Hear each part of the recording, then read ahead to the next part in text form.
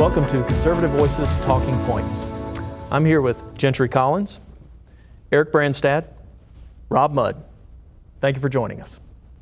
Well, we've covered a couple of major topics, as well as some news items. I want to bring this up, though. Part of the show we're going to talk about is critical race theory. All right, it's dividing America currently. It's a spectrum of divide across politics, education, economics, many other areas.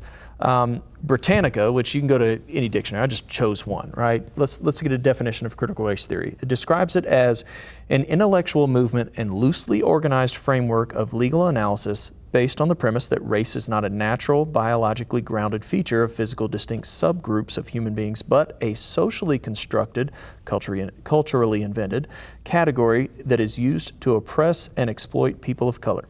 Critical race theorists hold that the law and legal institutions in the U.S. are inherently racist insofar as they function to create and maintain social, economic, and political inequalities between whites and non-whites, especially African Americans. That's a lengthy definition, but I just copied it verbatim. One of the primary tenets of critical race theory, or CRT, is that race is not a physical distinction, but rather a socially constructed category. One doesn't have to be the smartest person in the room to understand that race is absolutely a physical trait of people, right? So that's a given. But to state that this is not the case and that race is a category used for oppression, it's a bit of a stretch to say. Rob, can you give us your thoughts on race being described anything other than a God-given physical trait? Well, I think they're playing with words. I think they're trying to debase language, right? And their construct of not being a characteristic, or race isn't a characteristic for racism or race. We're all part of the human race, right? And so how do we identify what part we play in the human race is by, first impressions. I looked up the characteristics of the human body, and one of the characteristics is your tone, right? Tone is a characteristic. So they play with language, and they try to define, I believe, the new meanings of words, and it's debasing what is right and wrong, up and down, left, right. I believe that's their goal. That's their mission. They know what they're doing. Anybody that would question critical race theory automatically becomes a protagonist to go after these folks. So you can't even debate it, because then you are against it. Once you're against it, you're a racist. And you can't deal intellectually with people like that. It's impossible to do it. And because they know it is. Right. That's my belief. Gentry, let's talk about race being used for oppression, right? Mm-hmm. Compare the period of 1776 all the way to 1863, right? Versus maybe the early 1900s to modern day America. There are different views. Still America, but different views. Compare, or I guess discuss a little bit about race being used for oppression in America. Mm-hmm. Well, so, the 1619 Project, which I would say is a cousin to critical race theory, at least, or maybe even rooted in it, says that its mission is to redefine American history with the consequences of slavery as the central narrative, right? That defines the American experience. The author, the leading author of one of these 10 essays claimed that the American Revolution was fought expressly for the purpose of preserving the institution of slavery, right? Which is of course a historical inaccuracy, right? It was in fact fought to throw off the tyranny of Great Britain. And so were there injustices going on in the country at the time? Yes. Were those unique to the American experience? No, they were not. And America, including a whole lot of white Americans, as well as African Americans and others, fought and died and bled to get rid of the institution of slavery. And then fought and died and bled to get rid of the vestiges in the Deep South in the Jim Crow era. You would be hard pressed to point to a single institutionalized, show me the law that discriminates. Show me the law that discriminates. Show me the Supreme Court decision that is currently in force in the United States that has not been overturned by a subsequent ruling of that actively discriminates. They can't do it. Why do they play with the language, as Rob talked about, or we talked about in a different context earlier? Because when they have to fight on the facts, their argument falls apart. Was racism a deep and ugly stain in our history? Yes. Is it what defines the American experience?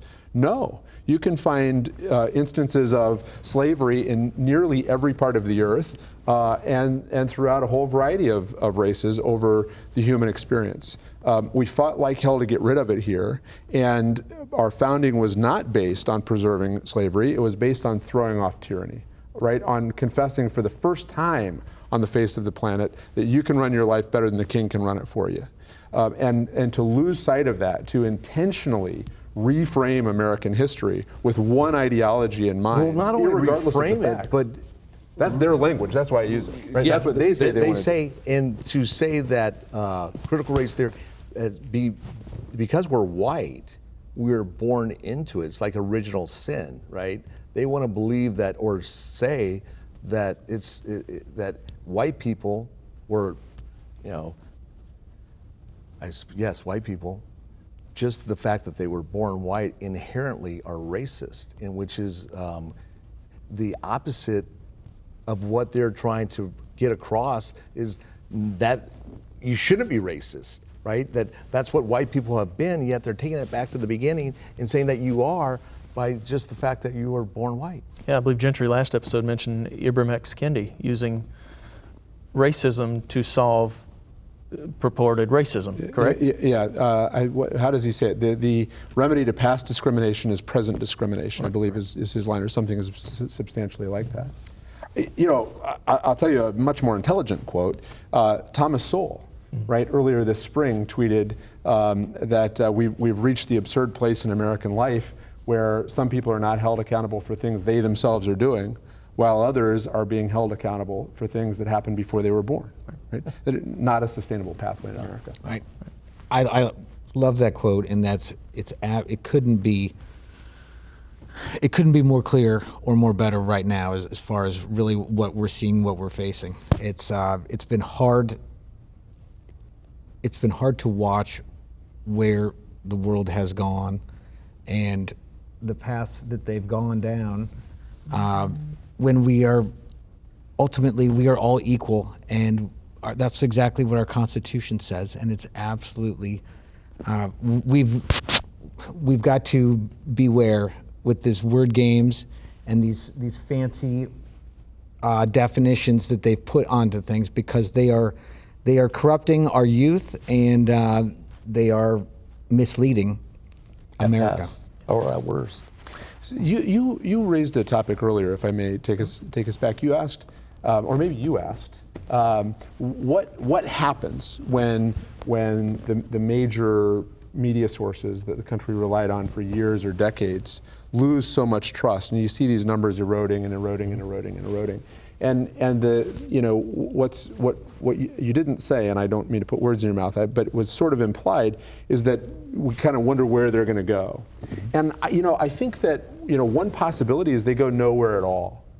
And I think that's a desperate mistake for our country, right? That civic engagement, civic education, news of the world around us, is one of the things that helps us make better decisions in the marketplace, in the polling place, and elsewhere.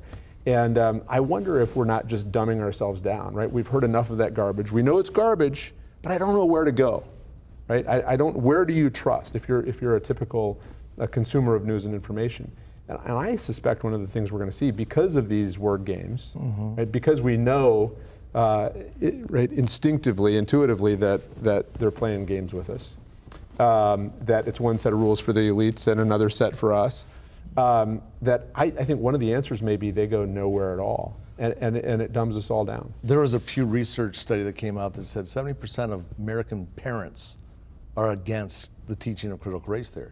70%. So what percentage is for it is minute. But the challenge or the problem is it's the minute voices that scream the loudest, because they don't have to achieve much of a majority. They just have to achieve a tipping point. A tipping point. And if we become asleep, so to speak, to what they're trying to do and don't identify it for what it is and call it out, that's how those type of people, that's how they won the Bolshevik Revolution. Same way.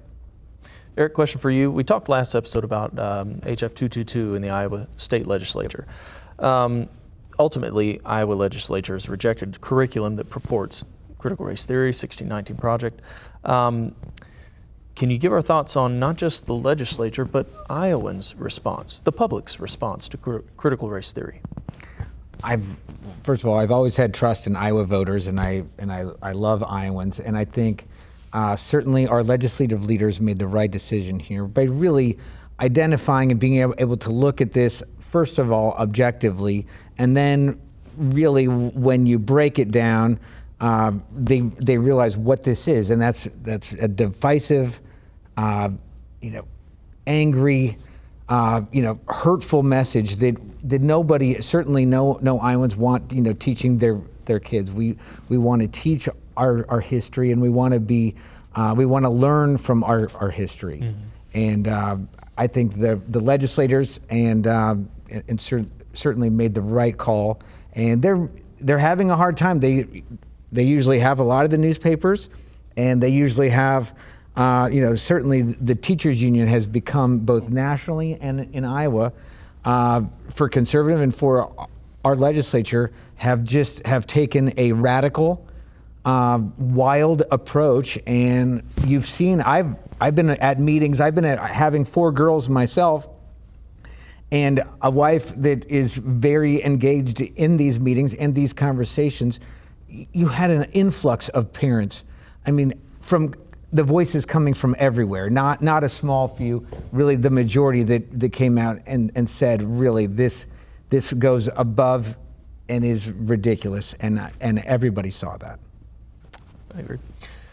Gentry, we've talked in other episodes about the victim mentality, and not to rehash those episodes that we've already discussed it, but on liberal platforms or leftist platforms, critical race, reparations, voting restrictions and suppressions, or at least supposed ones, can you elaborate on specifically critical race theory, when boiled down to its core, is a way for people, really of any race, but people to blame others? Mm-hmm. Mm-hmm.